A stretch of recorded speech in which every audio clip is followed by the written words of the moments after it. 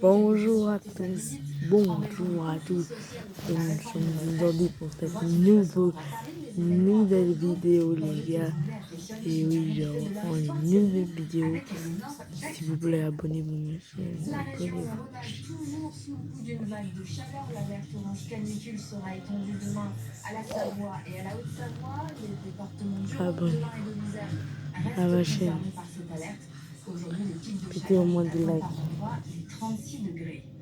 Reste que cet épisode caniculaire n'est pas exceptionnel pour la saison et il concerne plus largement tout le sud du pays. Le thermomètre s'affole de Grenoble jusqu'à Toulouse où chacun cherche l'eau et le frais. Voyez le reportage de Sylvie Montagne et nos équipes en région. Piqué de tête en plein centre-ville. À Grenoble aujourd'hui, le thermomètre a grimpé jusqu'à 36 degrés. Les gars. Alors se mettre à l'eau, ça fait du bien.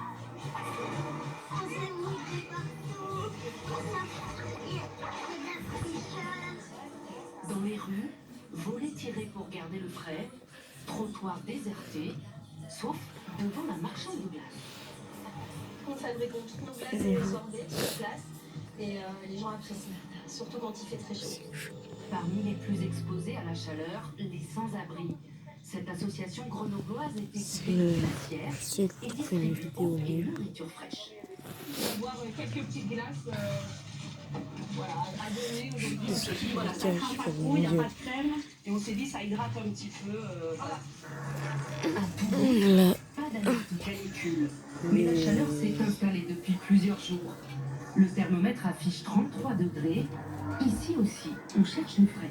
On est à l'ombre, place du Capitole, c'est vraiment parfait. La chaleur est assez supportable avec les bonisateurs, on boit un verre, c'est frais, c'est tranquille. Chacun sa méthode pour faire baisser la Vous savez que température. je me trouvais un peu une vidéo un peu nulle. Ou balade sur l'eau. J'ai chaud. S'il y a un peu de courant d'air sur la Garonne, ce serait super. Mais voilà. 5 départements sont encore placés en vigilance canicule. Mais des orages sur une grande partie de la France devraient rafraîchir l'atmosphère dès demain. Chacun présent sur l'est de la France et depuis le début de l'été, l'hôpital d'Arcachon est au bord de la saturation. En cause, un afflux de touristes et des pénuries de soignants. Alors pour Ma éviter un camératrice, effondrement mon des actrice services, que j'ai fait. les médecins généralistes donnent un coup. Julien Gall. L'été, sur son lieu de vacances, loin du cabinet et de son médecin habituel, le premier réflexe de nombreux patients est souvent de se rendre aux urgences en cas de problème de santé. C'est le cas d'Emma pour les séquelles d'une fracture au pied. J'étais embêtée de venir encombrer les urgences pour un truc qui est vieux. Et comme j'ai pas vraiment pu faire autrement, j'étais bien contente de les trouver. Les urgences de cet hôpital, situées près du bassin d'Arcachon, connaissent les mêmes difficultés qu'au niveau national. Une augmentation du nombre de patients et dans le même temps, une importante pénurie de soignants. Les effectifs des urgentistes sont en baisse. Alors, pour éviter de fermer le service, des médecins généralistes ont été engagés, postés dans ces préfabriqués, qui traitent chaque jour de 9h à minuit des traumatismes sans gravité. L'activité en été, c'est vraiment de la traumatologie pure, avec ses plâtres et sutures.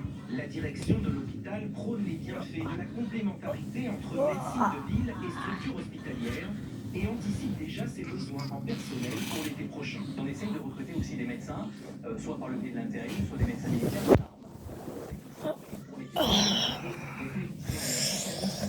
C'est exactement la même chose. Un chiffre qui a doublé en 25 ans. J'ai un mauvais pressentiment.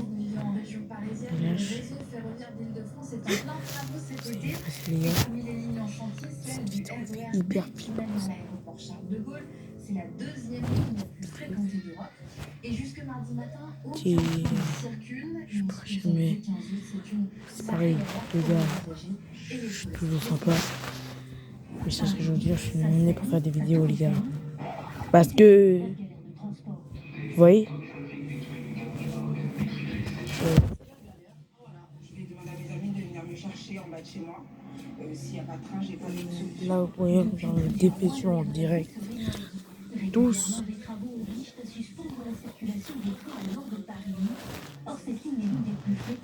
Pour vrai. Les travaux ont lieu souvent le soir,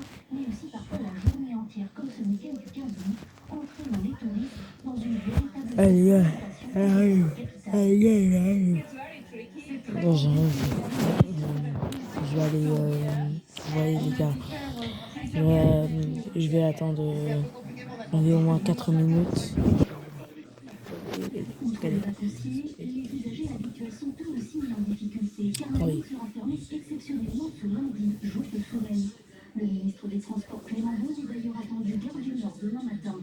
Si la SNCF a prévu des bus de remplacement, elle le reconnaît, cela ne suffira pas à absorber les 200 000 personnes qui empruntent quotidiennement le RER B.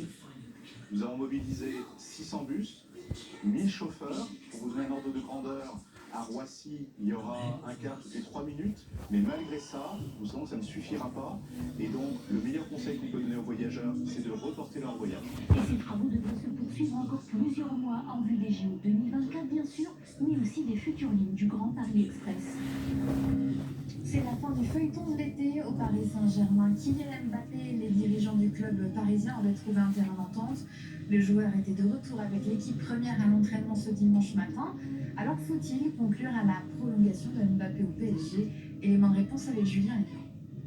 C'est un nouveau retournement de situation dans le feuilleton Mbappé au PSG.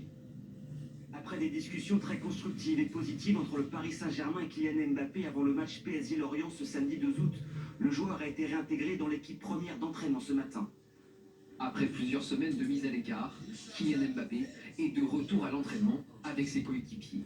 L'international français avait été exclu de l'équipe première pour ne pas avoir prolongé son contrat qui expire en juin prochain. Bonjour les gars. C'est bon, ça attendait un peu. Des minutes. Soit Kylian Mbappé prolonge au PSG, soit il ne jouera pas de Kylian Mbappé. Nous, on veut que rien ne reste, mais le besoin c'est un nouveau contrat. On ne veut pas léser quelqu'un, le meilleur joueur au monde aujourd'hui. Partez gratuit, c'est impossible. De son côté, l'attaquant parisien a toujours annoncé vouloir rester jusqu'à la fin de son contrat, quitte à partir libre. Les positions des deux clans semblaient irréconciliables, mais ce retour dans l'équipe première montre une volonté d'apaisement.